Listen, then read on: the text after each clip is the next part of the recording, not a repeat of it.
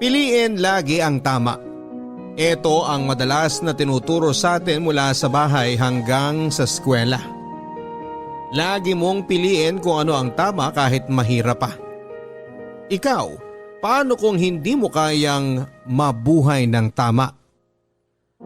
Tama, kaya mo bang maging tama? Kaya mo bang mamuhay na puro tama ang ginagawa? Sa mundo kung saan ay napapaligiran na tayo ng tukso para gumawa ng kasamaan, kaya mo bang lumihis para pumunta sa direksyon ng tama?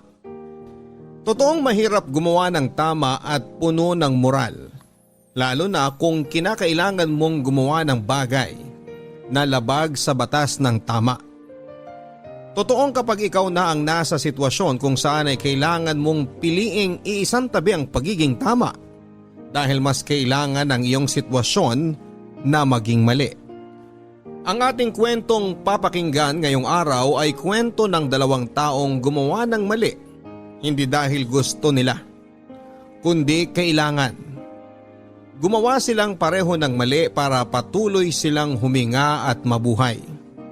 Alamin natin ang kwento ng mag-asawang Roslyn at Jimbo sa mga kwento ng pag-ibig, buhay at pag-asa sa nangungunang Barangay Love Stories.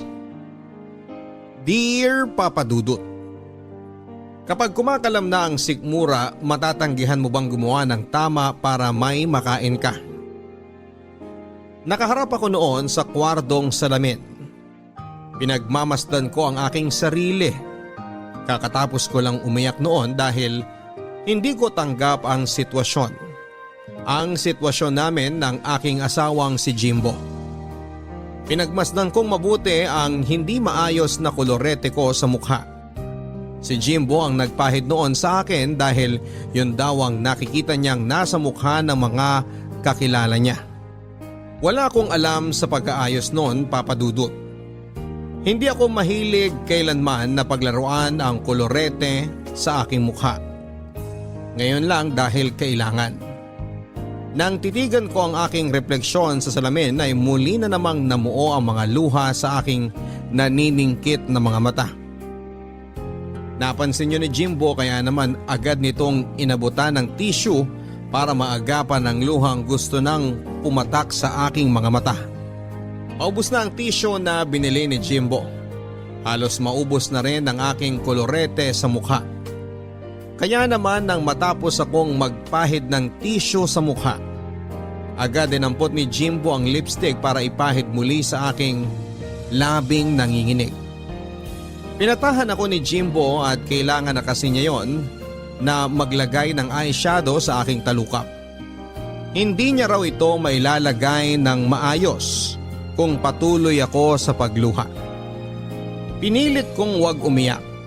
Pinilit kong isipin ang masasaya kong araw. Mga araw na wala pa ako sa sitwasyong yon. Yung mga araw na bata pa lamang ako at kasama pa ang mga magulang ko. Yung mga araw na ang tanging iniisip ko ay kung sino ang makakalaro ko kinabukasan. Hindi ang sitwasyon na yon. Hinding-hindi ang sitwasyon na yon. Minulat ko ang aking mga mata. Sa wakas ay hindi na ako tinablan ng luha. Pinagmasdan kong muli ang aking mukha. Napakapal ni Jimbo ang kolorete sa aking mukha. Hindi pantay-pantay ang mga kulay. Hindi nagmamatch ang mga pinaghalo-halo niyang kulay. Gusto ko namang umiyak dahil naaawa ko sa aking sarili dahil sa nakita kong itsura ko sa salamin. Pero nang napansin niyo ni Jimbo ay muli na naman niya akong pinatigil. Huwag daw akong iiyak, huwag na huwag. Jimbo, parang di ko kayang ituloy ito. Roslyn naman, andito na tayo eh. Baka may iba pang paraan. Ibang paraan para mabuhay? Oo, alam kong meron pang… Wala nang ibang paraan. Hindi tayo nakapagtapos ng pag-aaral. Marunong lang tayong bumasa at sumulat. Alam nating di sapat yun para tanggapin tayong pareho sa mga trabahong gusto natin. Baka naman kailangan lang nating sumugal sa buhay. At sumusugal naman tayo ah. Pero sa ganitong paraan, sa paraang… Pagbebenta ng katawan? Pamumokpok? Pakikipagsiping sa iba't ibang lalaki, bata man o may edad? Ay, ito lang ang alam nating paraan. Dito lang tayo pwedeng mabuhay. Dito lang ang alam kong paraan para mabuhay tayo. Hindi ko kaya kung ganito lang ang gagawin natin. Ayokong masanay na kung sino-sinong lalaki ang gumagalaw sa katawan ko. Ayokong kung kani-kaninong lalaki matitikman kong laway gabi-gabi. Ayokong masanay na kamuhian ang katawan ko dahil kung sino-sinong lalaki ang humahawak dito. Ayokong masanay na isang araw di ko na kayang sumiping sa'yo dahil diring-diri na ako sa sarili ko. Sa tingin mo ba ako gusto ko to? Akala mo ba sa tuwing pinipikit ko ang mga mata ko, sa tuwing iniisip ko na may kasiping kang ibang lalaki natutuwa ako? Hindi. Hindi kahit kailan. Pero kailangan nating gawin to.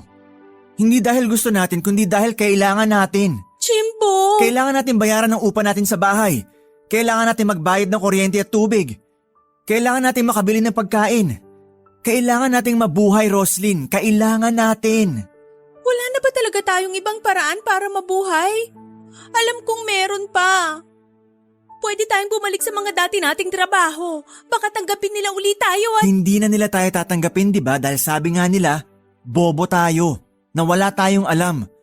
Ang hirap daw umintindi ng utak natin. Mas maliit pa raw sa butil ng bigas sa mga kokote natin. Ay, oo.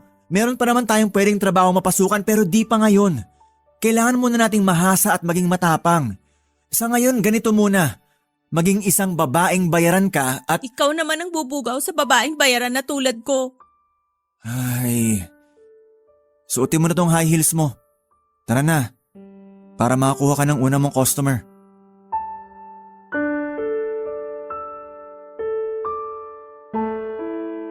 Disiotso lamang kaming pareho ni Jimbo noon nang pasukin namin ang mundo ng pagpo-prostitute.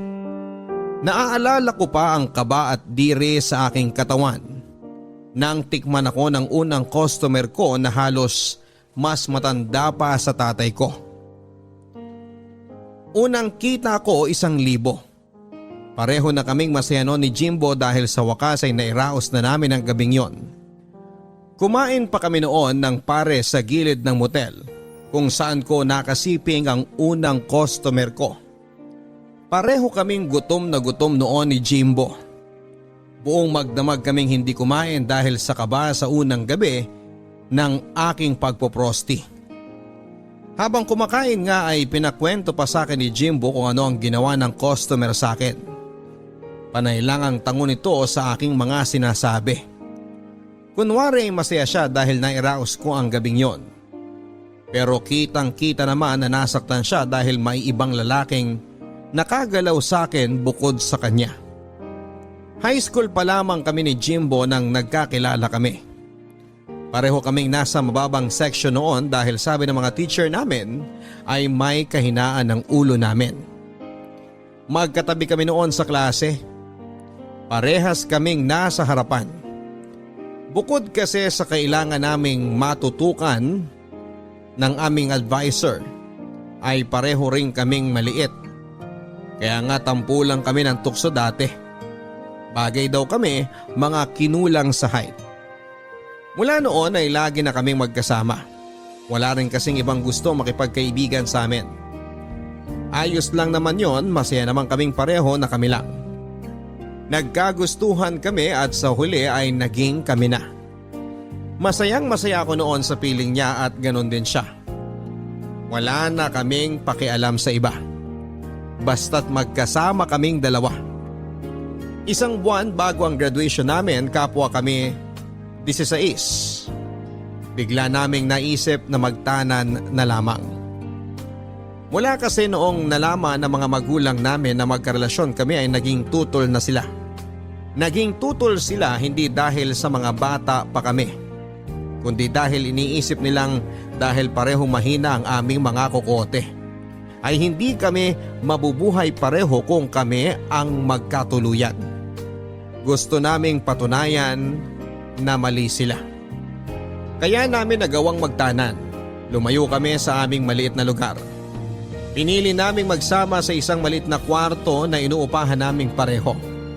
Sa papag kami natutulog noon. Wala rin kaming mesa. Tanging mga gamit lang na nadala at nakuha namin mula sa aming mga bahay ay banig, takore, kaldero, 2 kutsara, 2 plato, 2 baso at mga damit namin. Mahirap na magsimula sa ganitong sitwasyon. Pero lahat ay kakayanin namin basta't magkasama kami ni Jimbo. Hindi na kami hinanapan ng aming mga magulang. Wala naman talaga silang pakialam sa amin. Ayos lang naging barker ng tricycle si Jimbo. Ako naman ay tagabantay ng isang tindahan malapit sa bus terminal. Parehong maliit ang kita at kadalasan ay kulang pa. Pero pareho naming kinaya noon dahil wala namang kaming ibang choice. Nagdalawang trabaho si Jimbo. Bukod sa kanyang pagiging barker, naging taga-deliver din ito sa isang laundry shop. Napakasipag ni Jimbo. Kaya naman kahit mahirap noon ay pinilit ko itong kayanin at ang importante, kami ang magkapiling.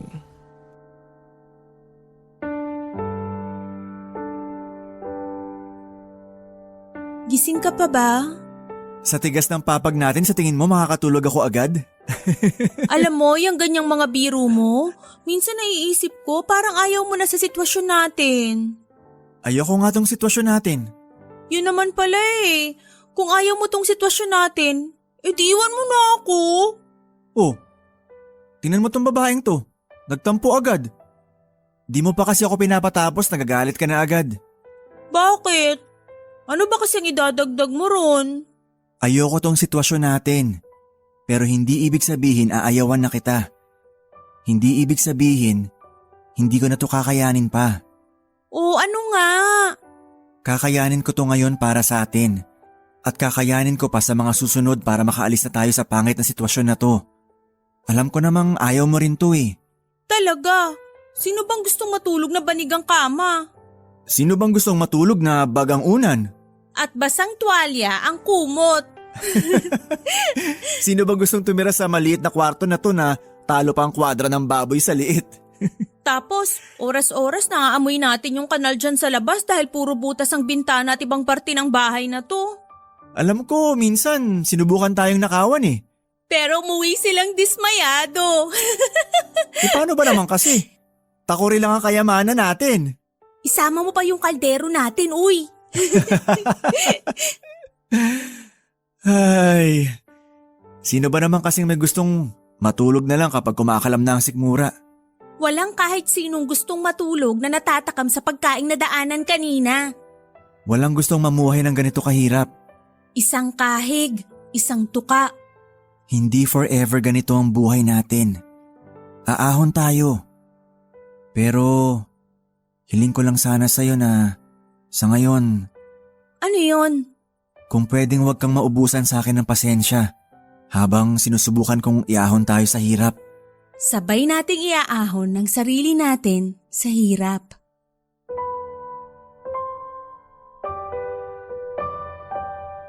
Hindi naging madali ang buhay namin noon. Lagi kaming kapos at halos lahat ng kinikita namin ay napupunta lang sa bayad sa bahay. Kahit ako ay nagdalawang trabaho na rin. Tuwing araw ng Sabado at Linggo, imbes na day off ko ay nagbabantay ako ng 2 bata sa kapitbahay namin. Habang nasa trabaho ang mga magulang nila, ay ako ang nagiging yaya nila. Wala na nga kaming oras noon ni Jimbo para magkasama. Puro kami trabaho noon dahil kailangan naming mabuhay.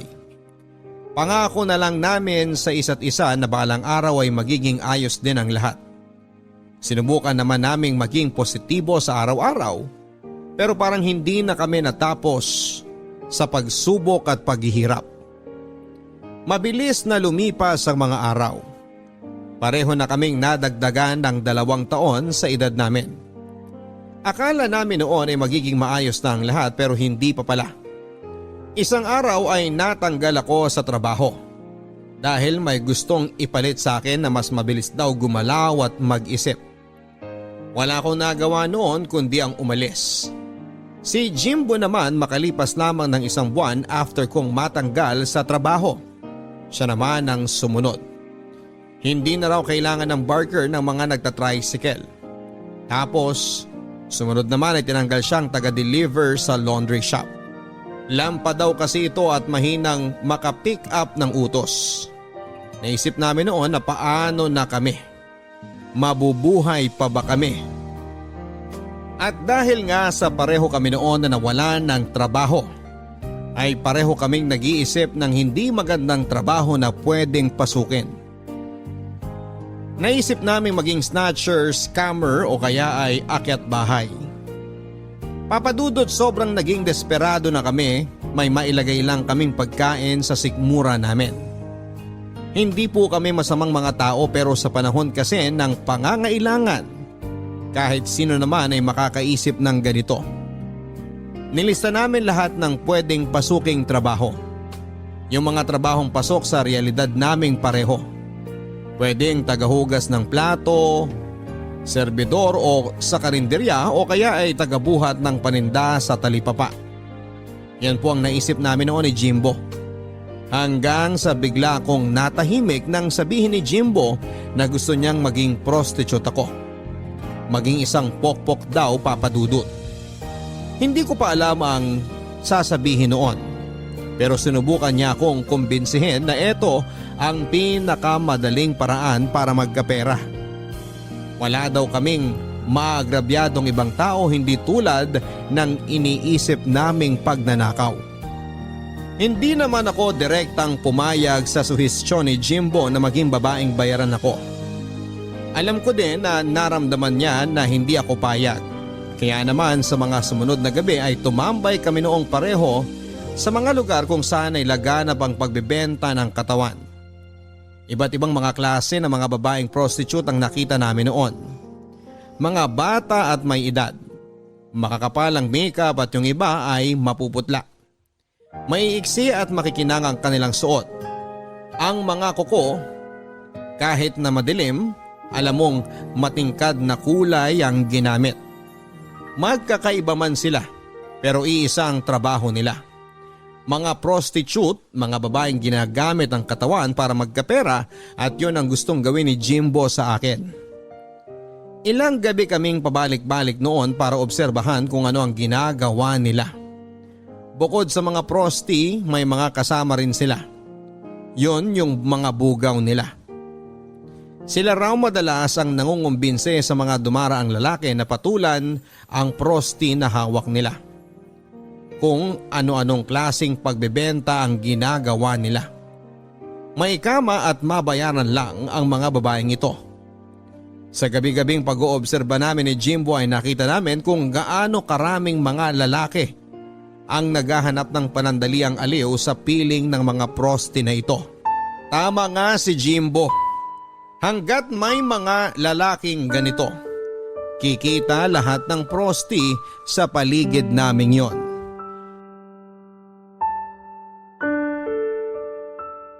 Payag ka na ha? Oo, pero Dapat oo lang ang sagot, wala nang pero. masisisi mo ba ako kung matakot ako? Alam ko naman yan. Kaya nga sasamahan kita eh. Sasamahan mo ko habang binibenta mo ko, syempre. Pero kapag nasa motel na ba, sasama ka pa rin hanggang kwarto? Siyempre hindi na no. Kaya nga ako natatakot kasi wala ka na nun eh. Pwede naman ako sumama sa motel. Kaya lang hanggang sa baba lang ako. Hihintayin ko kayo hanggang matapos. 3 oras lang naman kayo eh. Pero paano kung gusto niyang mas mahaba pa ang oras kaysa ron? Oh, edi padadagdag tayo ng bahid sa kanya.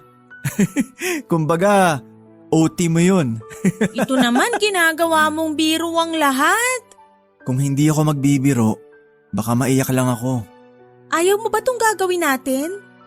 Pwede pa naman tayong umatras kung sakali. Wala na nga atras, andito na tayo eh. Ituloy na natin. Kakayanin ba natin? Hindi ko alam. Kailangan nating masubukan para malaman natin. Hanggang kailan natin gagawin to? Mag-iipon lang tayo. Pagkatapos nun, pwede tayong gumawa ng sarili nating tindahan. Kahit maliit lang. Tapos baka makabili rin ako ng motor. Gawin nating tricycle. Eh di may kabuhayan na tayo. Tapos titigil na ako sa pamumukpok. Hindi na kita papayagang bumalik pa sa pagiging pokpok. Ay, ilang taon kaya natin to gagawin? Saka paano kung mabuntis ako? Mga hanggang anong oras lang ako magpo-prosty at… Yang mga tanong na yan, pwede pang masagot kapag tumagal na. Sa ngayon, maliliit na plano lang munang gawin natin ha. Tulad ng isusuot mong damit, yung makeup na gagamitin mo, kung itatali mo ba o ilulugay mo ang buhok mo. Mga ganyang plano lang muna. Wag muna yung mga sinabi mo. Kasi kahit ako, wala ako maisasagot pa dyan. Ayos ba? Ay, gusto ko pula. Pula ang ano? Pula ang mga idadamit ko pag nagsimula na tayo. Mas lumalabas ang kulay ko sa pula. Pati lipstick? Pati heels. Mahal kita. Mas mahal kita. Pinagpraktisan muna namin ng isang gabi. Tumambay kami kung saan nandoon ang mga posible kong makasama na prosti. Hindi pa ako nakakapagsuot ng mga plinano naming isuot ko dahil hindi pa kami nakakabili. Kailangan naming unahin kasi ang pagkain kesa sa mga yon. Ang sabi naman ni Jimbo, kung totoong hayok ang isang lalaki kahit anong suot ko ay kukunin niya ako. Pero hindi kasi ganoon ang nangyari, Papa Dudut. Nilamok lang kami sa kakahintay noon ng magiging customer ko pero wala eh. May mga dumadaan naman at tinitingnan ako. Yon ang masakit. Tinignan lang ako at base sa mukha nila ay mukhang hindi naman nila ako nagustuhan. Umuwi kaming pagod mula sa pagkakatayo ng ilang oras. Umuwi kaming walang bitbit kundi ang pabagsak naming mga balikat. Nga kami noon. Walang lalaking gustong ikama ako ng gabing yon. Bago matulog sinabi ko kay Jimbo na mangutang na lamang kami para makabili ng mga katulad na suot ng mga prosti na nakasama namin. Tumango siya at inaya na akong magpahinga na. Nangutang kami para ipangbili ng mga idadamit ko at makeup. Sa Divisoria kami namili dahil mura doon. Bumili lang kami ng 3 maiksi at hapit na bestida. Magkakaibang design pero lahat kulay pula. Gusto ko noon na mamukod tangi sa lahat ng mga kasabayan kong prosti. Sinisiguro ko noon na ako ang pipiliin ng mga magiging parokyano ko. Gusto ko noon na ako ang piliin at balik-balikan dahil ako yung maganda. Ako yung magaling. Isang mataas na ditakong na sapatos ang napili ko noon. Iingatan ko na lang para hindi masira. Yun ang sinabi ko kay Jimbo. Pati makeup doon na rin kami nakabili. Mga mumurahin lang. Kahit nakakatakot ipahid sa mukha ay sumugal pa rin kami. Yun lang naman kasi ang kaya ng perang hawak namin noon. Magiging maarte pa ba kami? O ayan, makeup lang pala ang kailangan eh. Ang bastos mo! Pero totoo nga, makeup lang talaga ang kailangan ko. Bebenta ka niyan mamayang gabi. Pipilahan na ba ako nito? Aba sa ganda mong yan, baka pati ako pumila. Pumila ka, pero magbabayad ka kung gusto mo kung matikman. So sa bawat tikim ko sa'yo, kailangan kitang bayaran? Pera-pera lang kasi yan. Ay, ano ba? Halika nga dito. Hindi dyan. Ay, namiss ko yung ganyan tawa mo. Di na ba ako tumatawa talaga? Mula nung pareho tayong nawala ng trabaho, wala na rin yung tawa mo eh. Masisisi mo ba ako? Kahit ikaw din naman. Tumatawa kaya ako, no? Tumatawa ka pero pilit. At least, sinusubukan kong maging masaya. Eh ang hirap naman kasing piliting maging masaya sa sitwasyon natin noon. Dati kasi yun. Ngayong may nahanap na tayong trabaho, di na tayo malulungkot. Bigla akong kinabahan. Oh, bakit naman? Paano kung di pa rin ako piliin ngayong gabi? Eh di akong pipili sa'yo. Pero utang muna ang bayad ah. Ito talaga, nakakainis ka. Pero seryoso nga. Pilitin natin kayanin ngayong gabi ha? Pwede bang bukas na lang ng gabi? Oh, bakit? Gusto ko lang sana ngayon makasama ka bago ko ibenta ang katawan ko sa iba. Pinapalungkot mo ako sa sinasabi mo.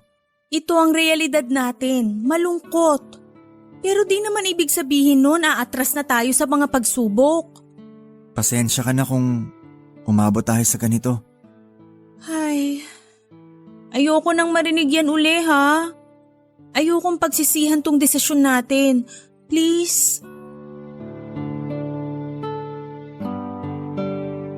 Punong-puno ng kaba ang dibdib ko nang sumapit ang gabi kung kailan may pumayag ng maikama ako.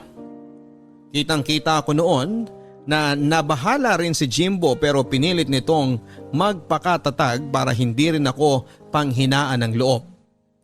Sumakay kami ng taxi noon kasama ang lalaking pumick up sa akin.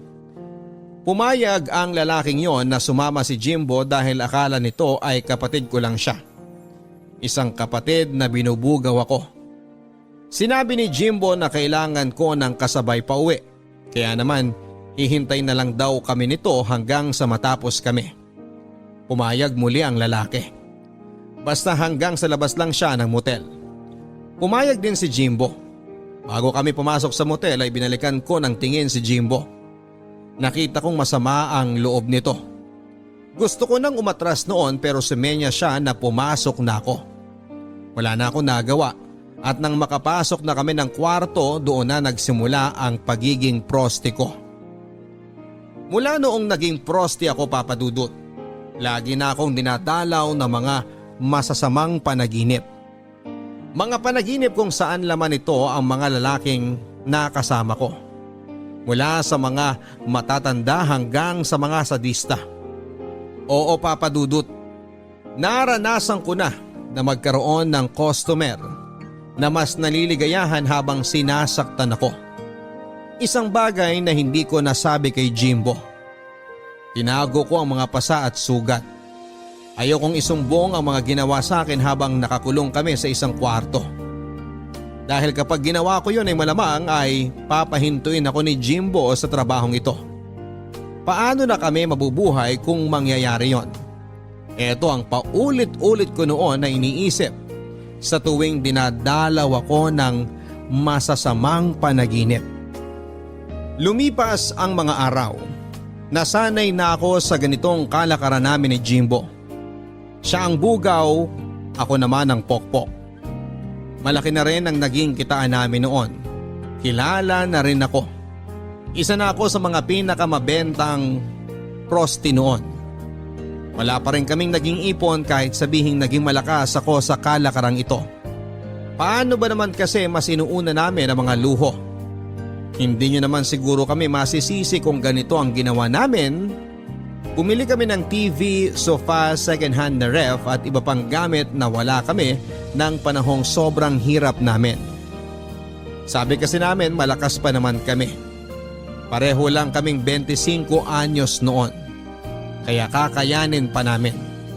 Halos inaraw-araw din namin ng fast food. Nakabili na rin ako ng mga damit na gusto ko at hindi lang para sa trabaho ko. Ganon din si Jimbo. Kaya ayan, wala kaming naipon para sa plano naming tindahan o tricycle. Pero naisip namin na may iba pang araw para makapag-ipon. Ayos sana ang lahat, Papa Dudut. Pero isang araw ay nakatanggap kami ng balita. Buntis ako. Alam kong si Jimbo ang ama kahit naman kasi nagpapagalaw ako noon sa mga lalaki ay gumagamit naman kami ng proteksyon. Pero pag kami ni Jimbo ang nagsisiping ay hindi kami gumagamit noon. Plano naman naming magkaroon talaga ng anak pero hindi yon ang tamang panahon. Kalakasan pa kasi ng pagiging prosti ko noon, alangan namang tuloy pa rin ako sa pakikipagsiping sa ibang lalaki kahit bilog na ang tiyan ko, hindi ba? Saka bukod doon, syempre wala pa kaming ipon noon. Ano ang ipangbubuhay namin, hindi ba?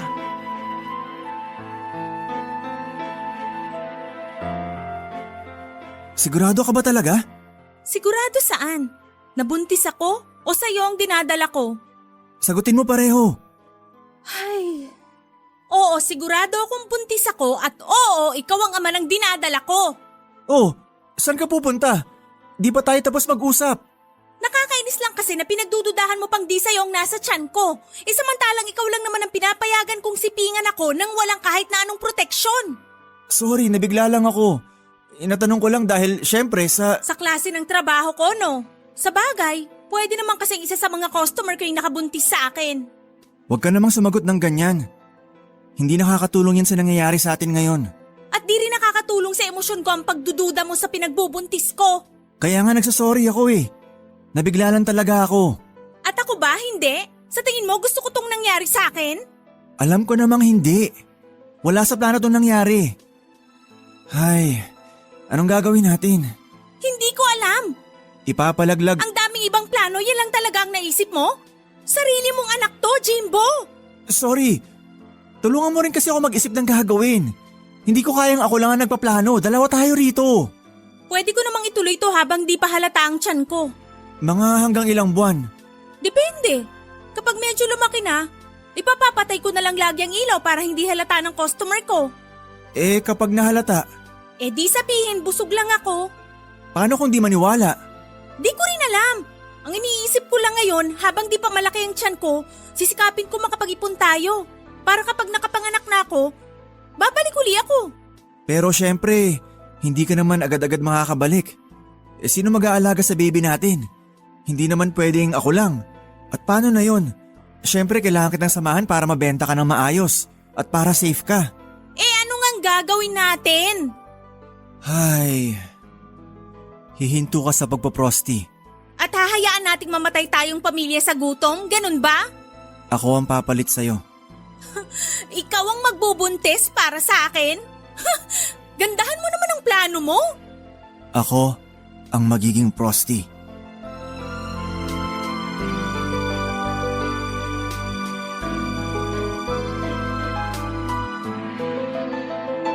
Hindi ako nakaimik noon. Inisa-isa ni Jimbo ang plano niya. Habang maliit pa raw ang tiyan ko, ako raw ang magiging bugaw niya. Doon kami sa kabila. Doon siya magpuprosti sa mga bakla at matatandang babae. Tinatanong ko kung sigurado ba siya. Tumango lang siya kahit alanganin. Alam ko kung bakit, dahil hindi niya gusto ang plano naming yon, pero wala na kaming ibang choice, Papa Dudut. Kailangan naming mabuhay pareho. Kailangan naming isipin ang kapakanan ng aming magiging anak noon. Ilang ulit ko siyang tinanong noon kung siguradong sigurado na siya. Tango lang siya ng tango. Hinawakan ko noon ang kamay at sinabing kaya na ba niyang talikuran ang nakaraan niya. At naging sagot niya ay susubukan daw niya. Papadudot, malaki ang naging trauma noon ni Jimbo sa mga bakla. Minsan kasi ay ginawan siya ng masama ng isang baklang kaibigan ng nanay niya. Inabuso ito ng sexual noong minsang iniwan siya ng kanyang ina isang beses sa baklang yon. Tinakot siyang wag itong magsusumbong kundi ay sisingilin ito ang utang ng kanyang ina sa kanya. Natakot si Jimbo. Alam niya kasi noon na walang pera ang mga magulang niya. Ayaw niyang maging dahilan noon kung bakit mas lalo silang mabaon sa hirap. Kaya naman tinikom nito ang kanyang bibig. Hindi ito nagsumbong kahit hanggang lumaki ito at nagkaisip. Kaya naman malaki ang naging trauma at galit nito sa mga bakla, pero kailangan na niya itong harapin dahil eto na ang kabuhayan namin. Pwede ka pang umatras kung di mo kaya. Wala nang atrasan to. Alam kong di biro ang pinagdaanan mo sa baklang yun dati. Kaya maiintindihan kita kung di mo natutuloy ito. Kailangan ko nang harapin ang takot ko. At malay mo, makatulong tong pakikipagsiping ko sa mga bakla para mawala na yung takot na yon. Eh paano kung yun pa ang maging dahilan para mas lalo kang matakot at magalit sa mga katulad nila? Hindi ko malalaman kung hindi ko susubukan. Saka huwag ka na mag-alala. Ilang taon na rin naman yung nakakaraan mula nung nangyari yon. At saka, hindi lang naman mga bakla ang pwede ko maging customer, di ba? May mga matandang babae pa. Papasa ka kaya sa kanila? Bakit? Wala ka bang tiwala sa karakas ng mister mo?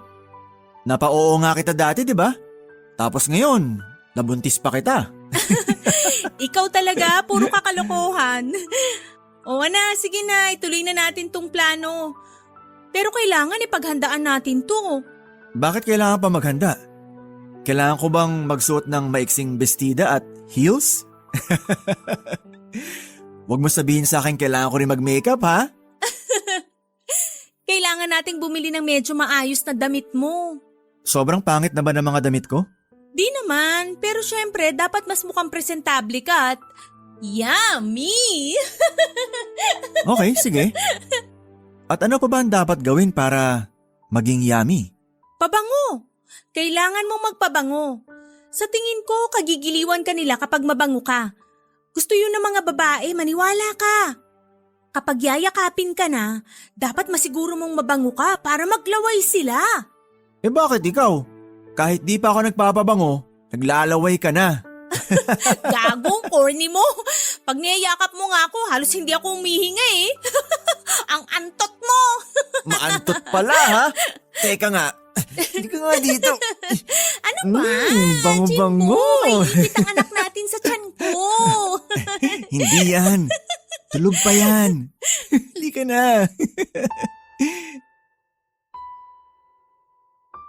Hindi naman naging mahirap ibugaw si Jimbo noon. May itsura ito na gustong-gusto ng mga bakla at matatandang babae. Kaya naman unang gabi pa lang ay tiba-tiba na ito. Sabi ko nga hindi ko na kailangan maging bugaw sa kanya. Kayang-kaya na niyang ibenta ang sarili niya. Pero sabi niya samahan ko pa rin daw siya para may lakas pa rin siya ng loob. Sa akin daw siya kukuha ng lakas ng loob. Kaya naman sinamahan ko pa rin siya kahit hanggang pagpasok ng motel. Madali lang na nauuto ni Jimbo ang mga customer niya na kuhanan din ito ako ng isang kwarto para doon maghintay. Sinabi niya kasi noon na buntis ako. Sinabi rin niya na kapatid niya ako at isang single mom. Madalas ay naaawa na lang ang mga customer niya kaya puapayag ang mga ito noon para pagbigyan ng request ni Jimbo. Madalas ay pinagsisisihan ko na pumayag ang mga customer niyang kumuha ng isang kwarto para sa akin para paghintayan ko sa kanya. Dahil madalas ay magkadikit na kwarto ang kinukuha nila. Isa para sa kanila at isa para sa akin. Madalas din na manipis ang dingding kaya naman dinig ko ang halinghing na ginagawa noon ng mga nakakasiping niya. Nakakadurog pala. Pero dapat akong masanay dahil eto na ang buhay namin. Mabilis na lumipas ang panahon. Nakapanganak na ako at sinabi ko kay Jimbo na handa na akong bumalik sa pagtatrabaho. Pero tumanggi ito. Sinabi niya na magbantay na lang daw ako sa anak namin. Mas magandang ako ang kasama lagi ng baby namin. Kaya naman daw niyang buhayin kami sa pagpuprosti niya. Sabi din niya sanay na siya sa ganong gawain. Medyo napamukha pa nga nito na mas malaki ang kinikita niya kesa sa akin noon. Natahimik na lamang ako. Alam ko namang hindi niya balak akong saktan sa mga salitang yon. Para hindi na lang lumaki pa ang issue ay tumahimik na lamang ako. Totoo naman ang sinasabi niya, Papa Dudut. Malaki nga talaga ang kinikita noon ni Jimbo. Pero kapalit noon ay hindi niya madalas na pag-uwi sa bahay. Ako lang lagi ang kasama ng baby namin. Hindi rin ako makatulog noon kakaisip kung kumusta na ba siya. Kung ayos lang ba siya. Ano na kaya ang ginagawa niya?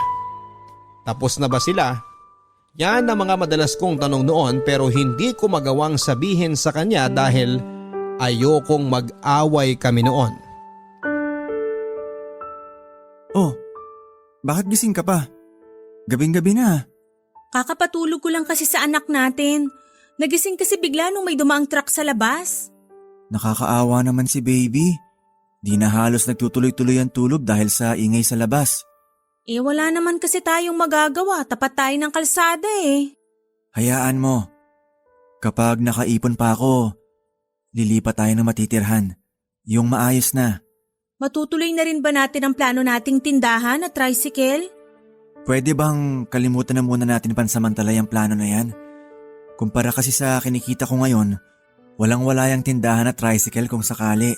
Pero di ba yun naman ang unang plano natin? May mga plano talaga na hindi natutupad. Pero di naman ibig sabihin nun tapos na ang lahat. Para kasing ayaw mo nang tumigil dyan sa pamamokpok mo eh. Kala ko ba sandaling panahon lang natin to gagawin? Baka mamaya high school na tong anak natin eh, pokpok ka pa rin. Kaya nga, may naisip akong plano eh. Pababalikin mo na ba ako sa pagpaprosti? Napag-usapan na natin yan. Di ba sabi ko hindi na? Ay, ano ba yung plano mo? May isang matandang babae. May kaya. Retired na. Gusto niyang ibahay ako. Pumayag ka ba? Hindi pa. Hindi pa? Ibig sabihin may plano kang pumayag? Magandang oportunidad kasi to para gumanda ang buhay natin. Kapag ando na ako, tuloy-tuloy na ang pagpapadala ko sa inyo ng pera. Alam ba niya na may pamilya ka? Ang sinabi ko hiwalay ako sa asawa. Ano? Makinig ka. Sinabi ko rin na may anak tayo at kailangan ko pa rin kayong sustentuhan. At pumayag siya na tulungan din kayo. Mabait siya. Magugustuhan mo siya. Paano ko siya magugustuhan kung aagawin ka naman niya sa akin? Hindi niya ako inaagaw sa'yo. Naghahati lang kayo sa akin. Huwag ka namang madamot. Hindi ito ang oras para magbiro. Pag-isipan mo to ng mabuti. Maganda to para sa atin. Hindi ko na kailangan mamukpok gabi-gabi. Kayong dalawa na lang makakita ng katawan ko. Ayaw mo ba nun? Uy, teka. Saan ka pupunta? Matutulog na. Isang beses akong kinumbinsi noon ni Jimbo na pumayag na. Pinakitaan pa niya ako ng computation kung magkano ang maibibigay niyang pera sa akin. Sinabi rin ito sa akin na pwede naman daw siyang umuwi sa akin tuwing weekends. Payag naman daw yung matandang babaeng yon. Mas lalo akong nagalit sa kanya, Papa Dudut. Ang lagay parang ako pa ang kabit dito. Parang ako pa ang nanghihiram ng asawa. Halos inaraw-araw ako noon na kinukumbinsi ni Jimbo kahit na ilang beses ko na siyang tinanggihan. Kapag ganito na ang nangyayari noon ay magtatampo na ito. Hindi uuwi ng bahay at sigurado ako na kasama niya ang matandang babaeng yon na niyayaya siyang sumama sa kanya. Papadudot malalim ang dahilan ko kung bakit hindi ako makapayag-payag sa gustong mangyari ni Jimbo. Hindi ko kasi alam kung kaya niyang intindihin ang nakaraan ko. Noong bata pa lang kasi ako, Papadudot, saksi ako sa ginawang pag-iwan ni tatay kay nanay para sumama sa isang matandang byuda. Nung una, pinakilala lang ito bilang katrabaho ni tatay. Hindi naman nagduda noon ang nanay ko dahil malaki ang naging tiwala nito kay tatay. Pero isang malaking pagkakamali yon sa parte ni nanay. Dapat pala ay hindi siya nagtiwala noon kay tatay. Isang araw ay nagising na lamang ako sa kalagitnaan ng gabi. Nakita ko si tatay na iniimpake ang kanyang mga damit. Narinig ko rin si nanay na nagmamakaawang wag nang ituloy ang gusto niya. Hindi ko noon maintindihan kung ano ang gusto ni tatay. Nakinig pa ako noon. Nagtago ako sa isang lumang aparador na naghihiwalay sa aking kwarto at sa kwarto nila ni nanay. Nakita ko noon kung paanong tuloy-tuloy ang pag-iyak ni nanay. Habang si tatay naman ay blanko lang ang mukha niya. Nang matapos ayusin ni tatay ang gamit niya, lumabas ito ng kwarto. Nakita ako nito at pinagmasdan ng ilang saglit. Bilang isang bata ay hindi ko alam kung ano ang ibig sabihin ng tingin na yon. At yon, Papadudot, ang huling beses na nakita ko si tatay. Nalaman ko na naki-live-in na si tatay sa matandang byuda na yon. Kaya ako nagalit dahil sa babaeng yon, wala na akong tatay. Dahil sa babaeng yon ay hindi na ako inalagaan pa ni nanay. Ito ang isang beses at pangyayari sa nakaraan ko kung bakit hindi ko noon magawang pumayag sa gusto ni Jimbo. Paano kung isang araw ay maisip nitong wag na akong balikan at piliin na lamang ang matandang babaeng yon? Iniisip ko palang ito noon ay sumasakit na ang dibdib ko. Hindi ko kaya na sa pangalawang pagkakataon ay maagawan ako. Pero mukhang sinusubok talaga ako ng panahon noon. Isang araw ay biglang nagkasakit ng malala ang aming anak. Kinakailangan ng malaking halaga na pera.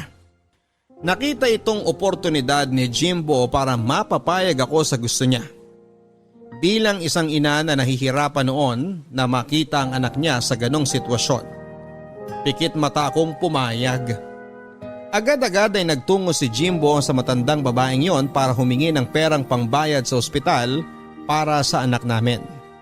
Bumalik si Jimbo at sinabing ako na muna ang bahala sa anak namin. Kailangan daw niyang mag-impake na para makalipat doon sa babaeng yon. Dahil yun na ang naging usapan nila. Wala na akong nagawa pa. Sa paglipas ng mga araw ay pinilit kong sanayin ang sarili kong hindi nakakasama si Jimbo. Tuwing Sabado at Linggo ay nasa bahay siya. Tuloy-tuloy din ang pagpapadala nito ng pera sa akin at tama nga siya. Di hamak na mas malaki ang kinikita niya sa babaeng yon kesa sa gabi-gabing pagpoprosti sa iba't ibang bakla at matandang babae. Kinakailangan kong tanggapin ang sitwasyon namin yon kahit masakit. Si Jimbo na ang nasusunod noon dahil siya ang nag-aangkat ng pera sa bahay. Kaya nga kahit yung hiramin ng anak namin para idala at ipakilala doon sa matandang babae na yon ay wala akong nagawa. Sinabi kasi ni Jimbo para raw mas maging magiliw yung matandang yon sa bata. Mas malaki daw ang ibibigay nito kung sakali na nagkatotoo naman. Dapat bang makontento ako sa ganon? Tinanong ko ang sarili ko. Wala akong naging sagot sa tanong kong yon dahil kahit kailan ay hindi ako makokontento na makihati sa asawa ko. Ang tuwing Sabado at Linggo na pag-uwi ni Jimbo sa bahay ay nabawasan. Naging Sabado na lamang at madalas hapon pa siya kung pumunta noon. Kalahating araw ko lang siyang nakakasama. Nakakasama ng loob pero ano pa bang magagawa ko, hindi ba? Pinilit kong tanggapin na ganon ang mga nangyayari. Ang iniisip ko na lamang noon ay hindi pa rin ito napapabayaan kaming mag-ina. Nagpapadala pa rin ito hanggang isang araw, pati ang perang pinapadala nito noon ay nabawasan na rin. Sinabi niya na malaki raw kasi ang ginastos ng matanda sa bahay. Nahihiya na raw kasi itong humingi ng humingi at naiintindihan ko naman. Pero papadudot ang hindi ko maintindihan noon ay yung isang araw ay bigla itong tumigil ng umuwi ng bahay. Mabuti naman sinagot mo ang tawag ko. Pasensya na ah. Naging busy kasi kami. Nang kabit mo? Huwag ka naman magsalita ng ganyan sa tao. Nakakahiya. Ang dami niyang tinutulong sa atin. Busy lang talaga eh. Mukhang sobrang busy nyo nga eh. Madalas out of town kayo. Buti pa siya nalalabas mo. Samantalang ako na asawa mo at nanay ng anak mo, di mo na madalaw kahit minsan. Marami lang din kasing ginagawa. Saka nakalimutan kong sabihin sa'yo na nakapasok na ako ng trabaho. Tinulungan niya ako para maging maintenance sa isang bangko. Kaya ngayon may rason ka na para di mo na kami dalawin ng anak mo? Ay, kailangan na talaga natin mag-usap. Mabuti naman at naisipan mong gawin yan. Kasi ang tagal-tagal ko nang gustong kausapin ka.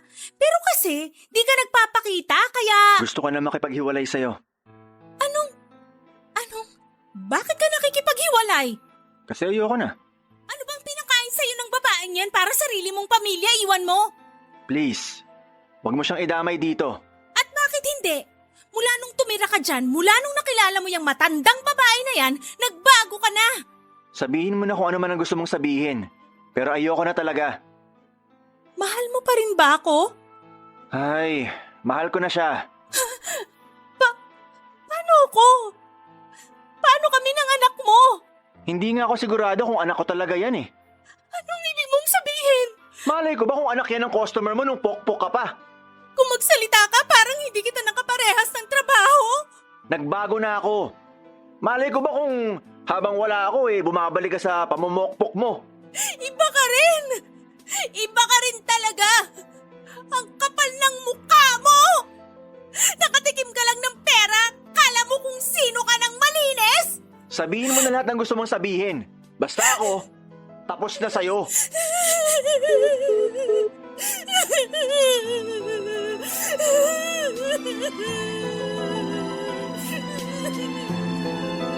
Siguro 2 taon na rin mula nang iniwang kami ni Jimbo.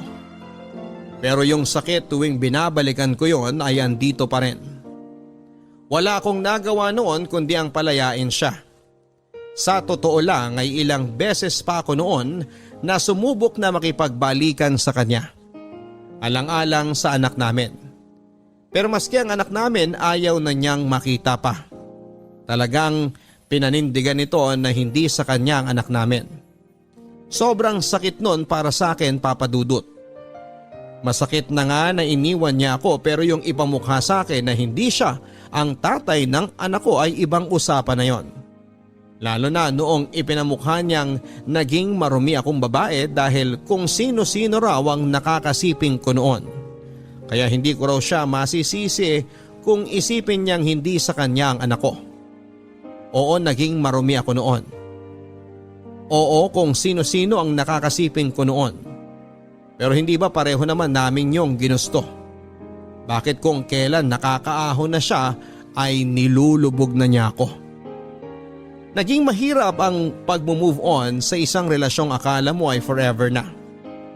Mas lalong naging mahirap ang lahat. Lalo't kailangan kong magpakatatag araw-araw para sa aking anak. Opo, aking anak. Kahit kailan ay hindi ko nasasabihing anak namin ito ni Jimbo. Sa akin na lang siya kung ayaw sa kanya ng ama niya. Kinakaya ko ang lahat, mabigyan lang siya ng pagmamahal na alam kong hindi niya nakuha at makukuha sa amang nagtakwil sa kanya. Maraming salamat po sa pagbasa ng aking liham. Ang inyong kabarangay forever, Roslyn. Sana maging matatag ka, Roslyn. At sa lahat ng mga katulad mong iniwan at pinagdududahan. Maaari ngayon ay maging mahirap para sa iyong makita na may positibo pa sa lahat ng mga negatibong nangyari sa iyong nakaraan. Pero sana kapag pahilom na ang sugat mo, sana ay magawa mong magtiwala na ang mga sugat na yan ang dahilan para maalala mong minsan ay naging matapang ka. Minsan ay nakayanan mo ang lahat. Tanging hiling ko sa mga katulad mo, Roslyn, ay ang magpatawad. Sana magawa mong magpatawad kahit sa tingin mo ay hindi karapat-dapat sa pagpapatawad mo ang nakasakit sa iyo. Hindi mo man maibigay yan ngayon pero sana balang araw ay magawa mo. Kung kailan totoo at hinug na ang pagpapatawad mo.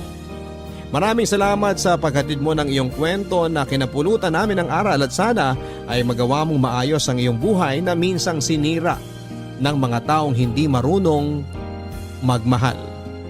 Hanggang sa muli, ako po ang inyong si Papa Dudut sa mga kwento ng pag-ibig, buhay at pag-asa. 1 year bago naka-move on sa kanya. At kinailangan pa ng may makilala akong babae para makapag-move on. Actually, ang babae na ito ang dahilan kung bakit ako sumulat sa inyo sa ngayon. Papa Dudut. Her name is Jen. She's 26 years old at isa sa mga HR recruiters namin. I was actually the one who hired her. At noong in-interview ko pa lamang siya ay iba na kaagad ang dating niya sa akin. Kahit na aplikante siya at boss ako, tao lang naman ako. At normal lang naman na magkagusto at magka-crush. Pero dahil din bawal sa opisina ay hindi ko rin naman binalak na ligawan siya or anything. Isa pa ay may wild girl vibe siya simula pa lang. At ayoko ng sakit sa ulo at puso.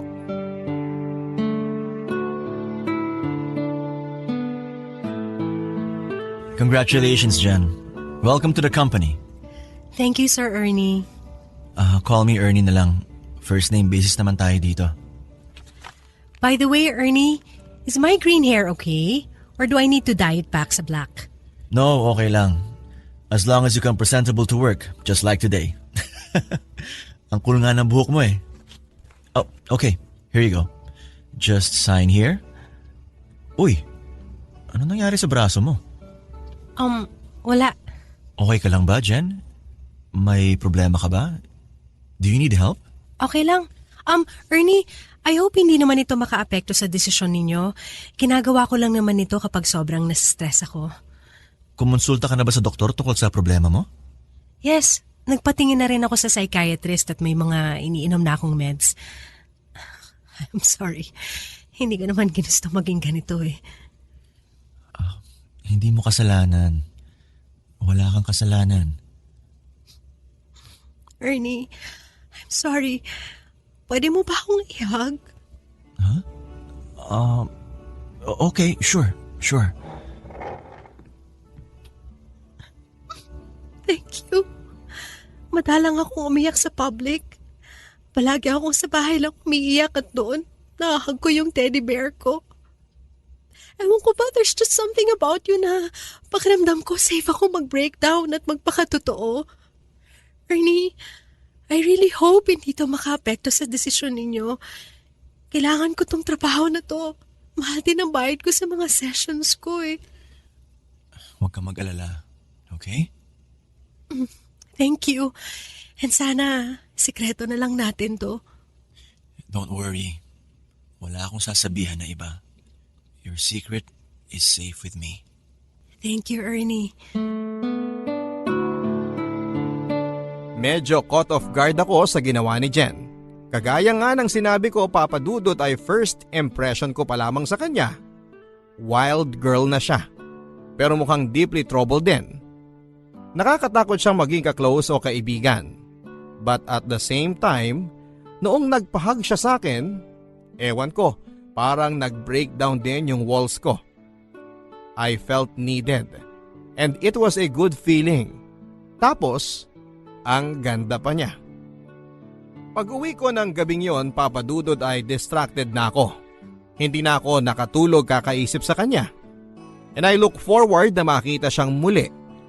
Pero at the same time, kinakabahan ako. First few days ni Jen sa office ay okay naman ang performance niya. Pero napapansin ko na yung mga babae sa office ay parang ilag sa kanya o binabox out siya. Siguro nga kasi ay ang lakas ng dating ni Jen. Baka nai-intimidate o nai-insecure. Yung mga lalaki naman sa amin ay kita ko na attracted din kay Jen. And one time, narinig ko yung mga boys sa pantry na nag-uusap. Alam ko nang si Jen ang topic nila. At hindi kagandahan ang mga sinasabi nila. They saw her as an easy girl and ako naman bilang isang boss din sa kumpanya, pinagsabihan ko sila na galangin naman nila yung babae. I wanted to protect Jen. Pakiramdam ko kahit na may fasad siyang malakas at maangas, pero ang lungkot niyang tao. Then one day, nakita ko siya sa may isang fast food at kumakain na mag-isa. Gusto ko siyang lapitan at kumustahin pero nangingimi ako na lapitan siya. Kasi ako rin mismo ay intimidated sa kanya. Pero nilakasan ko rin ang loob ko. Ewan ko, there's something about Jen that's magnetic to me. At yung pagkamanong at torpe ko sa babae, parang biglang nawala ng dahil sa kanya. Hi, Jen. Mind if I join you? Hi, Ernie! Sure. So, kumusta naman ang first 2 weeks mo sa office?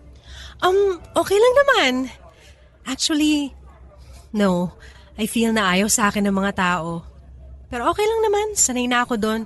As long as nagagawa ko ng tama yung trabaho ko at happy kayo. Medyo naramdaman ko nga yun eh. Kaya rin kinukumusta kita. Pero I hope hindi ka naman mag-resign, ha? No, of course not. So, sandami ko ng pinagdaanan. I have bigger problems than worry about kung anong sasabihin sa akin ng mga tao. Bakit? May sinasabi ba sila tungkol sa'yo? Well, wala naman silang sinasabing harapan, pero mararamdaman mo naman yun eh kung hindi ka welcome or kung pinaplastic ka lang. Yung mga boys naman, kadiri. I mean, sorry for the term ha, pero minsan ang gross nilang makatingin sa akin. Hindi naman kasi porkit ganito ko, easy girl na ako. Paki ko sa kanila. Are they bothering you? You can file an incident report if you want. It's okay, I can handle them. Sanay na rin ako sa mga kagaya nila. And again, I don't care. Besides, bakit pa ako mag-incident report kung pwede ko naman silang huntingin sa mga bahay nila at kumanti nang hindi nila nalalaman. Wow! Nakakatakot ka, ha? Joke lang! I'm sorry parang hindi ako nakikipag-usap sa boss. Okay lang naman siguro, no? Kasi nasa labas naman tayo ng office. Don't worry about it. Alam ko naman na kahit ganyan ka magsalita, hindi mo kayang manakit ng tao. How would you know? Kasi usually yung mga katulad mo na tatuan, yung mga green ng buhok, yung mga astig tingnan sa labas, fragile at malambot talaga deep inside. Papaiyakin mo na naman ako Ernie. Parang kilalang kilala mo na ako. Parang ang tagal na nating magkakilala. May ganun nga akong pakiramdam, Jen. Ernie, may girlfriend ka na ba? Wala. Ako kasi may boyfriend na. Oh. Okay. Alam ko kapag gusto ko ng lalaki. And I could feel that you like me. Pero hindi ka kagaya nila. Pakiramdam ko, hindi lang physical ang habol mo sa akin. Pure yung nararamdaman mo para sa akin. At gusto ko sanang i-explore yon. Kaso hindi pwede.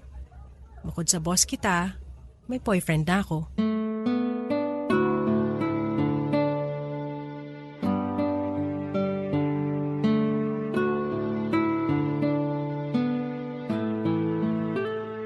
Hindi na ako nakapag-respond kay Jen.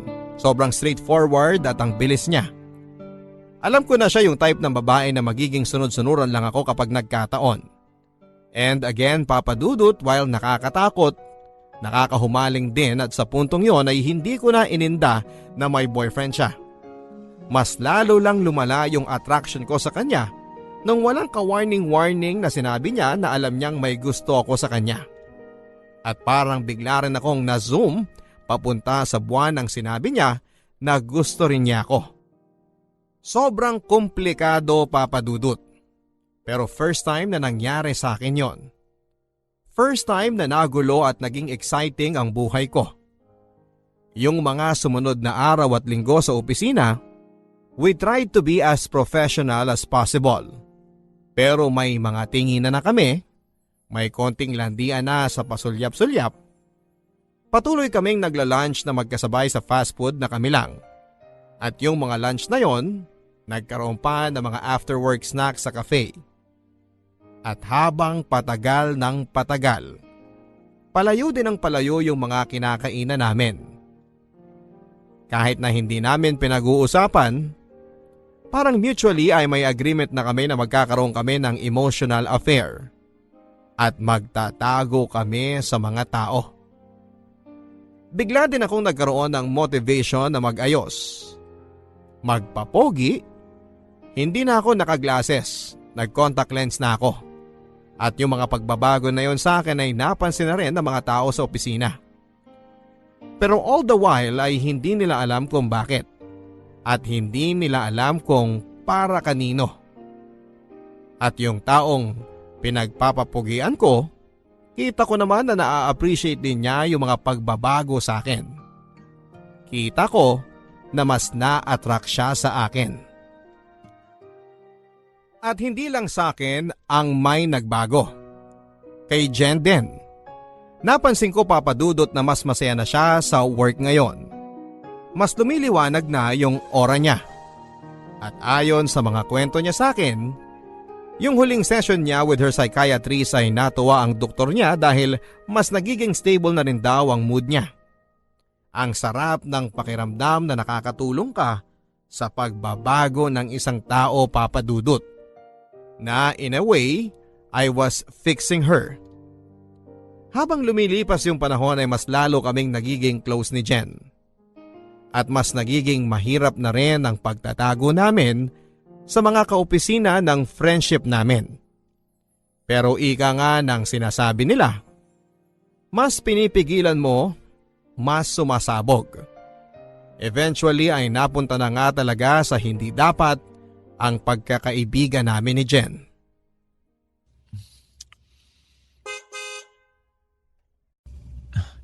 Okay, wala na yung kotse. Ernie, teka lang. Delikado tong ginagawa natin. Alam ko, Jen, sa tagal na magkasama tayo, never ka nagkwento tungkol sa boyfriend mo. I mean, mas mahal mo ba siya? Ilang taon na ba kayo? Ernie, hindi ko binabanggit yung boyfriend ko dahil ayaw ko siyang pag-usapan. So let's not. Ernie, nagkaka-feelings ka na ba talaga sa akin? Hindi naman sa ganon. Fine. O sige, oo. And hindi ko alam kung gaano mo ako kagusto. Pero gusto kita, Jen. Gustong gusto. Gusto kitang maging girlfriend.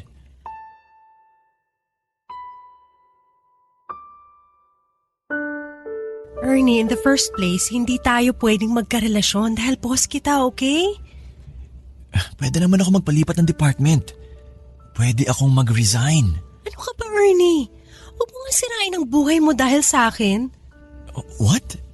Hindi mo sinisira ang buhay ko, Jen. In fact, ngayon lang ako nakaramdam na buhay ako. You make me feel alive. Na-excite ka lang kasi boring ang buhay mo. Jen, huwag na tayo maglokohan. Huwag mo nang lokohin ang sarili mo. Alam ko, na-fall ka na rin sa akin. Ernie, kung ano yung meron tayo, hanggang dito na lang to. Huwag na nating sirain to by committing to each other. Masaya naman tayo ng ganito, di ba? Jen, sagutin mo na lang ang tanong ko, okay? Mahal mo pa ba ang boyfriend mo? Oo. Hindi yan totoo. Oo nga eh. No, you don't. And you know it. I don't know, okay? Basta ang mahalaga, hindi ko siya pwedeng iwan. Pero bakit? I don't understand. Kasal na ba kayo? May mga anak na ba kayo? Bakit hindi mo nalang palayain ang sarili mo? Niloloko mo lang siya, pati na yung damdamin mo. Iwanan mo na si Lowell. Hindi ko pwedeng iwanan si Lowell. I can't. May sakit siya. Ikamamatay niya.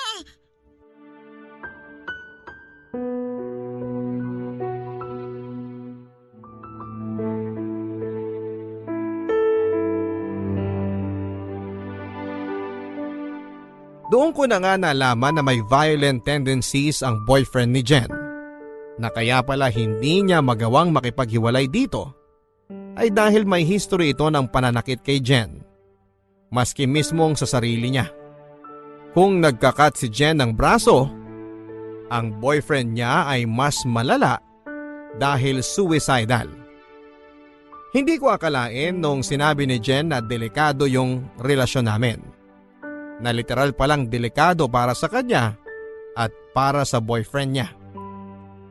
Kaya pala tumigil ng 6 years ang relasyon ni Jen at ng boyfriend niya.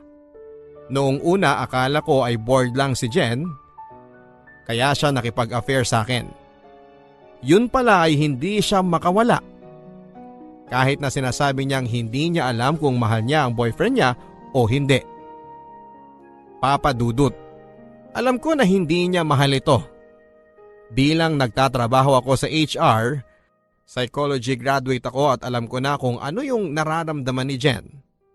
Malamang ay hindi na nanggagaling sa pagmamahal kay Lowell, kundi sa takot. Takot na may mangyaring masama at takot na may gawing hindi rin maganda si Lowell sa sarili niya at sa kanya mabunto ng sisi. Nang naikwento sa akin ni Jen kung ano ang naging reaksyon ni Lowell nang minsang sinubukan niyang makipaghiwalay dito, ay nakuha ko na kung bakit hindi niya maiwanan ito. Ang lala nga pala talaga. At doon ko rin na-realize kung gaano kagulo yung sitwasyon na pinasok ko. Naglalaslas si Jen kapag nai-stress siya. Yung boyfriend naman niya, homicidal na, suicidal pa. Hindi ko rin alam kung kaya ba sila nagkagustuhan dahil pareho silang damaged people. O baka yung nitong huli na at after na niyang maging boyfriend si Lowell kaya nagkaganon si Jen. Naintindihan ko na kung bakit cutter siya. Dahil kailangan siya ang palaging magsisave at umiintindi at maging mature. Sa sarili niya lang binubunton yung galit niya. She doesn't want to die. She wants to punish herself. Sa mga kwentuhan kasi namin ni Jen, Papa Dudut, ay nagkaroon ako ng sense na dating masiyahin siya. na dating simple lang ang gusto niya sa buhay. Ang sabi nga niya, kaya daw siya naa-attract sa akin ay dahil na-remind siya sa version ng sarili niya noong buo pa siya. Bago siya winasak ng relasyon niya at ng buhay. And while she felt trapped sa relationship niya kay Lowell, nakakahinga siya kapag kasama niya ako. At para sa kanya, sapat na yon for now. At ako naman habang tumatagal ay mas nahuhulog at nahuhulog pa kay Jen. Imbes na i-take ko yon as a red flag na layuan na siya, mas lalo tuloy akong nahulog sa kanya, Papa Dudut.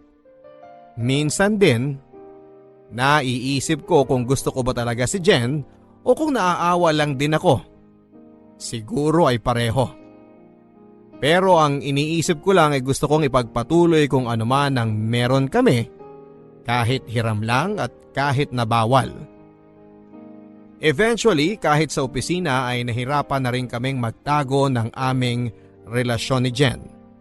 Eventually, pinagchismisan na rin kami ng mga tao sa office na alam kong makakaapekto ng hindi maganda sa employment ko.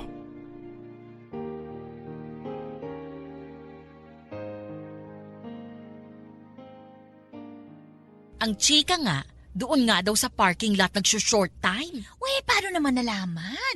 Eh di ba sobrang tinted nung sasakyan ni Sir Ernie? Kasi nga may nakakitang janitor. Pumasok daw sa kotse yung dalawa. Tapos after 5 minutes, yung muyog-yog na yung kotse. Aba, matindi. Tangik, uy, ano ba? Sorry. Hinaan mo nga yung boses mo, baka may makarinig sa'yo. Sus, alam na rin naman yata ng lahat ng tao sa opisina. Si CEO na lang ang hindi.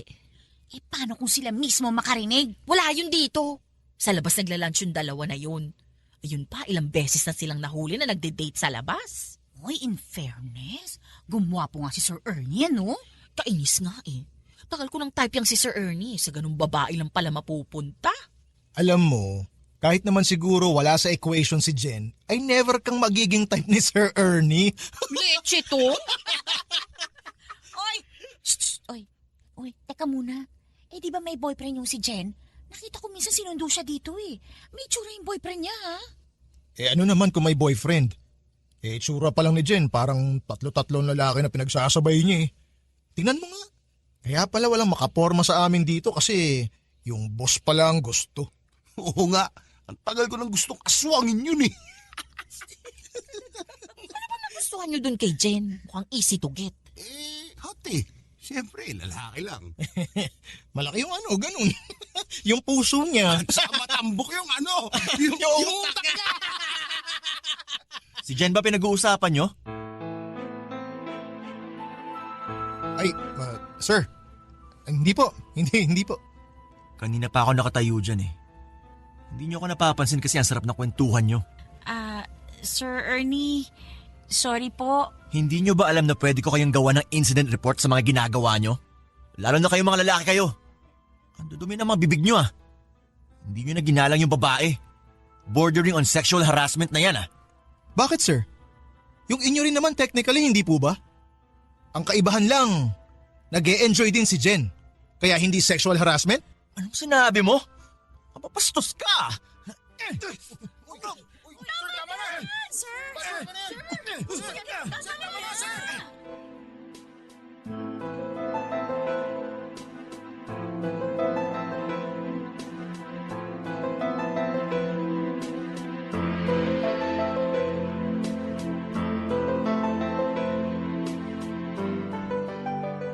And of course, nasisanti ako, Papa Dudut. Mabuti na lang at magandang naging performance ko for the past 5 years ng pagtatrabaho ko sa kumpanya. At kilala ako ng boss ko. Kaya naman sa halip na sisantihin ako ay pinag-force resignation na lamang niya ako para hindi ako magkaroon ng masamang record at madaling makahanap pa rin ng trabaho.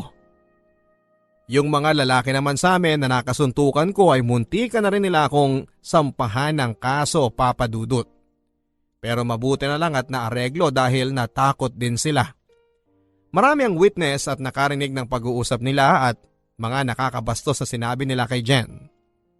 As a matter of fact, medyo naging divided nga ang kumpanya.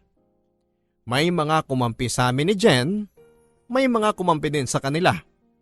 At meron din namang nakita na parehong side ay may kasalanan. Including na dyan yung CEO namin.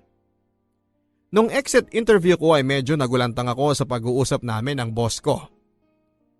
Ang sabi niya, wag daw ako magpasalamat sa kanya. Pinag-force resignation niya lang daw ako dahil alam niyang hindi ako yon. Kilala niya raw ako at alam niya na naimpluwensyahan lang ako at nadala ng bugso ng damdamin ko para kay Jen. At that point, Papa Dudut, ay hindi ko na rin actually kilala ang sarili ko. Nang dumating si Jen sa buhay ko, pakiramdam ko ay tulog ako ng buong buhay ko at siya ang gumising sa akin. For the first time ay nakaramdam ako ng highest of high and the lowest of low. Kapag kasama ko siya, hindi lang ako masaya. Masayang masaya. Dahil sa sitwasyon namin ni Jen, hindi lang ako malungkot kundi malungkot na malungkot. And to a certain point ay galit din. Lahat na yata ng emosyon ay naparana sa akin ni Jen sa maikling oras pa lang ng pagkakakilala namin. Pakiramdam ko ay nasa roller coaster ride ako sa buong buhay ko kapag kasama ko siya. At sa kanya ko na-realize na gusto ko pala ng roller coaster. Hindi pala siya nakakatakot. Nakaka-addict pala siya. O Ernie, bakit parang hindi ka yata hyper ngayon? May problema ba? Nag-resign ako sa trabaho. Ano? Bakit ka nag-resign? Kanina lang parang normal ka lang naman na pumasok sa opisina. Tapos ngayon pag uwi mo nag-resign ka na? Bakit? May nangyari ba ngayon? Nasisante ako.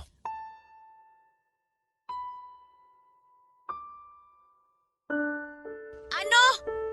Bakit ka naman nasisante? 5 taon ka na dyan sa kumpanya ninyo Assistant manager ka na. Technically, forced resignation, so hindi ako nasisante. Kahit ano pa yan. Ang tanong ko, anong nangyari kanina? May binugbog ako. Ay, pambihira! Ikaw? Nang bugbog? Paano? Hindi ko maintindihan. Bakit? Pumasok ako sa pantry. May narinig ako mga lalaki pinag-uusapan yung isang babaeng empleyado namin. Binabastos. Ayun, napikon ako. Binugbog ko.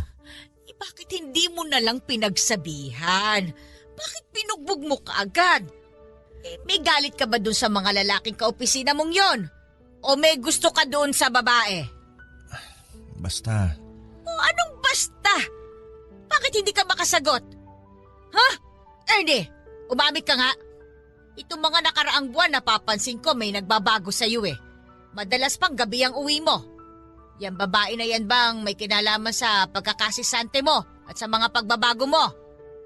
Nay, ayoko munang pag-usapan yan. Ano nga ang sagot mo? Ha? Sino ba yung babae na yan? Bakit hindi mo malang ipakilala dito sa bahay? Maayos na babae ba yan? Kapag hindi naman niya katulad ni Maricel, wag na lang. Wag mo nang dalhin dito. Nay, pwede ba? Ang dami-dami kong iniisip tapos kung ano-ano yung sinasabi mo. Aba, at sumasagot ka na ngayon, ha? Kita mo na nga nang wala na ako ng trabaho ngayon Sasabay mo pa ng mga wala mong kwentang issue. Aba, hoy, ang bibig mo ay tiko mo yan, ha? Wala kong pakialam kinatanggal ka sa trabaho o hindi. Nanay mo ako, kaya igalang mo ako. Hindi ko pa nakikilala yung babae na yan, ayoko na sa kanya. Kita ko ng masama ang epekto niyan sa'yo. Nay, tama na! Hoy, bumalik ka dito! Hindi pa kita tapos kausapin! Erning!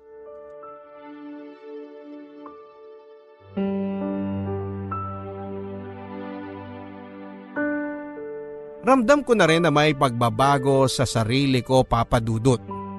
Kung nangyari ito sa akin noon na nawalan ako ng trabaho, baka sobrang wasak ako.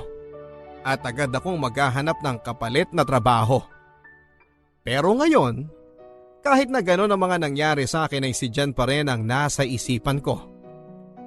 Hindi ko na makikita ng araw-araw si Jen. Paano kaya siya trinatrato ng mga kaopisina niya? Sino na lang ang matatakbuhan niya kapag may nangyari sa kanya doon? Paano kung binabastos siya ng mga lalaki doon? Paano kung pinopormahan siya ng mga lalaki doon? Ang sabi ng mga babae doon ay gwapo daw yung Lowell na boyfriend ni Jen sa personal. Nakita ko ngang may itsura nung inesto ko sa social media. Mahal pa kaya siya ni Jen? Gusto pa kaya siya ni Jen? At mahal ba ako ni Jen? Para akong baliw na gabi-gabing hindi pinapatulog sa kakaisip tungkol kay Jen. Jen. Sa umaga ay mukha rin akong tanga dahil araw-araw ay pinupuntahan ko si Jen at nagkikita kami sa may fast food o sa restaurant para magkasabay siyang mag-lunch at para pa rin makibalita sa kanya. Siguro nga ay napansin din ni Jen na may nagbago sa akin mula nang masisanti ako sa trabaho. Posibleng dahil na-guilty siya. Posibleng dahil natatakot siya na parang nagiging sobrang seryoso na ako sa kanya. As much as I tried to act cool na parang wala lang ang lahat, alam kong nararamdaman ni Jen na talagang na-attach na rin ako sa kanya. And I could feel her slipping away. Hindi ko lang alam kung yung pakiramdam na yon ay valid o baka napaparanoid lang ako dahil sa lahat ng nawala sa akin dahil sa pagmamahal ko kay Jen. Minsan naiinis ako sa sarili ko dahil alam kong nagpapakatanga ako. Kuhang-kuha na ako ni Jen na yung mga maliliit na bagay na ginagawa niya 5 times ay namamagnify sa akin. Isang sentence lang na sabihin niya ay meron akong 50 different interpretations. Natatakot ako dahil parang nabubulag na ako kay Jen. At dahil doon ay nagiging toxic na rin ako.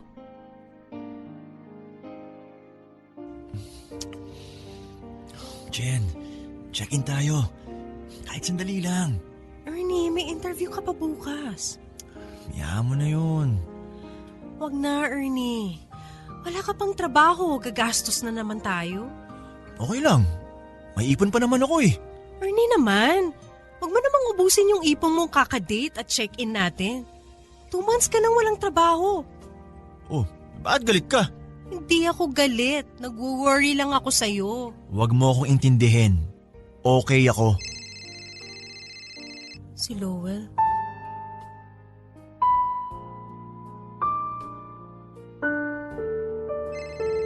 Huwag mo nang sagutin.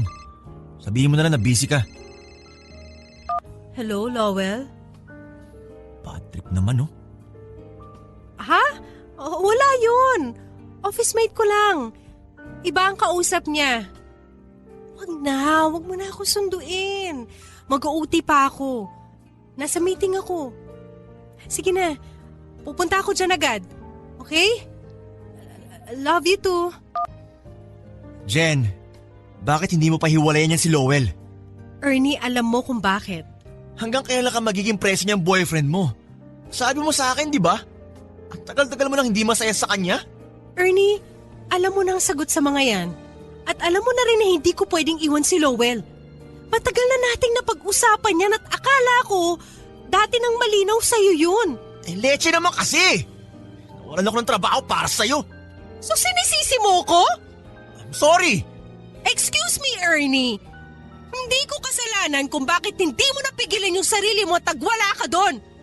Thank you, pinagtanggol mo ko sa mga pambabastos na mga lalaki doon. Pero wag mo isumbat sa akin yun dahil kaya ko ipagtanggol ang sarili ko. Hindi kita kailangan. Ano sinabi mo? Ernie, mahal kita pero hindi kita kailangan. Kaya kong sarili ko. At si Lowell kailangan mo. Kailangan mo ng aalagaan? Ernie, alam mong hindi lang ganun kasimple yon. Eto, kung itusok tong ballpen ko sa mata ko, magiging kailangan mo na rin ba ako? Ano ba? Stop! Ano nangyayari sa'yo? Hindi ka naman ganyan dati Dahil sa'yo, sinira mo ang buhay ko! Ernie, ang dami ko ng problema. Wag mo nang dagdagan, please! Bakit siya kailangan mo? Ako hindi! Piliin mo naman yung sinasabi na puso mo! Piliin mo naman ako! Ernie, sa nangyayari sa'yo ngayon, hindi ko na alam kung tama ang sinasabi ng puso ko. Tumigil ka na! May interview ka pa bukas! Uwi na ako! I'm sorry! Jen! Teka lang! Pabayaan mo ako umalis! Ano ba? Pabayaan mo ako! Kung nasisigaw ako dito! Fine! Sige! Umalis ka! Nandilim ang paningin ko noon, pero mabuti na lang at napigilan ko ang sarili ko. Nagbago na nga talaga ako at ayoko na rin kung ano ang kinalabasan. Hindi ko alam kung sino ang may problema, kung si Jen ba dahil ginawa niya akong ganito o baka dati na rin naman akong ganito. Maraming galit, needy at lumalabas lang ngayon dahil kay Jen. Naisip ko na baka naa-attract ni Jen ang mga toxic na lalaki. Kaya baka naa-attract ako sa kanya. At that point, kung ano-ano ang naiisip ko. Buong araw, gabi ay aligaga ako. Mula noong nangyari sa amin yun ni Jen ay hindi na rin ako lumalabas. Papadudot, umabot pa sa point na naging stalker ako. Inaabangan ko si Jen sa opisina. Nagmamasid at nag-create ako ng mga social media accounts para lang ma-stalk ko si Jen online. Ngayong naiisip ko yung mga extent na ginawa ko, nasusuka ako sa sarili ko. At syempre, lahat ng repressed emotion ko, mga tanong ko sa sarili ko, sa buhay, sa Diyos, may tipping point. Isang araw sa pag-i-stalk ko kay Jen ay hindi ako nakapagpigil. Kasama kasi niya noon si Lowell habang naglalakad sila sa kalsada ng gabi. At nakita ko silang nag-aaway. Nilapitan ko sila. Bakit ang tagal-tagal mo lumabas sa opisina kanina? Siguro may kalandian ka doon, no? Well, tama na. Ang dami ko ng trabaho sa opisina, dadagdag ka pa? Nararamdaman ko may iba ka na eh. Sino ba yan? Stop being paranoid, Lowell! Hoy! Kinakausap kita, halika rito! Bitiwan mo si Jen! Sino ba to, ha? Ernie, anong ginagawa mo rito? Jen, nakita ko inaaway ka na naman ito. Ano? Sino ka ba? Paranoid pala, ha? Eh, sino na to, ha? Sino to? Sinabi ko na wag mo siyang sasaktan eh! Kapal na mukha mo, ha? Tama na! Tama na! Ikaw, babae ka! Kailan mo pa ako iniiputan sa ulo, ha? Hoy! Wag mo sasaktan si Jen! Tumigil na kayo! Tama na! Tama na! Jen! Jen! Bumalik ka rito! Get away from me! Layuan niyo akong dalawa! Pagod na ako! Jen! Mahal kita! Mahal na mahal kita! Tama na! Ayoko na! Patahimikin niyo na ako!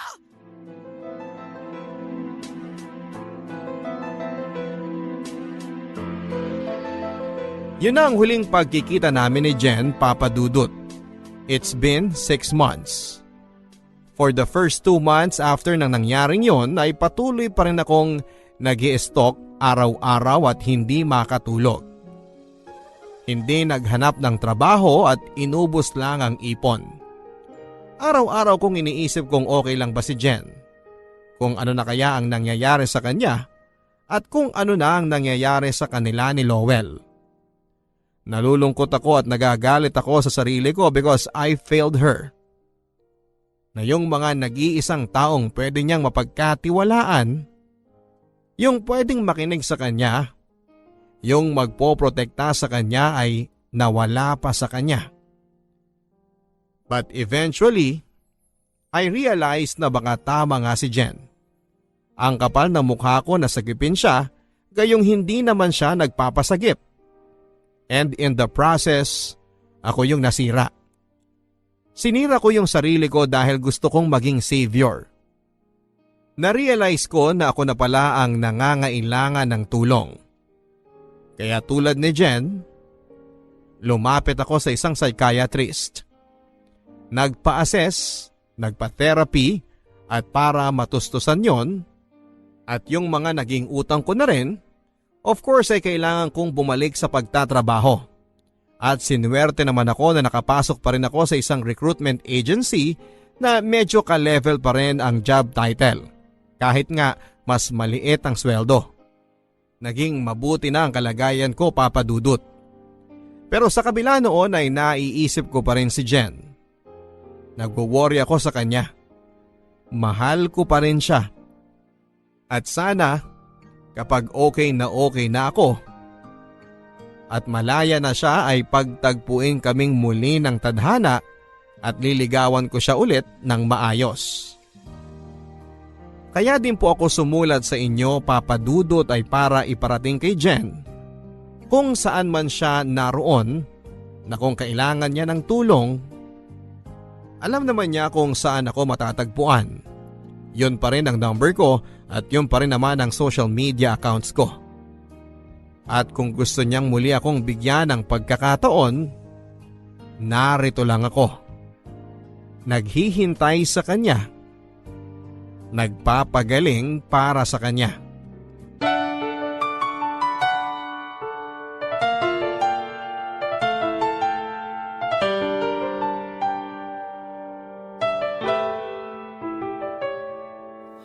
Ang buhay ay mahiwaga,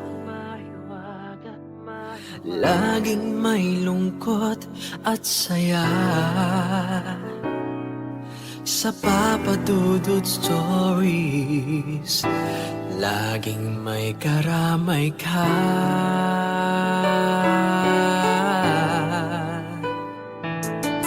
Mga problemang kaibigan,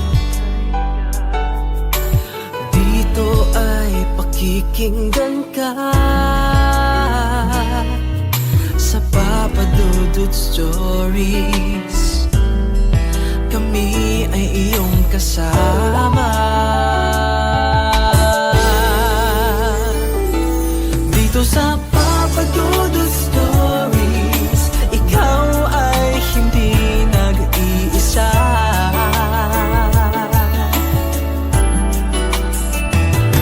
Dito sa Papa Dudut Stories, may nagmamahal sa'yo. Papa Dudut Stories, Papa Dudut Stories.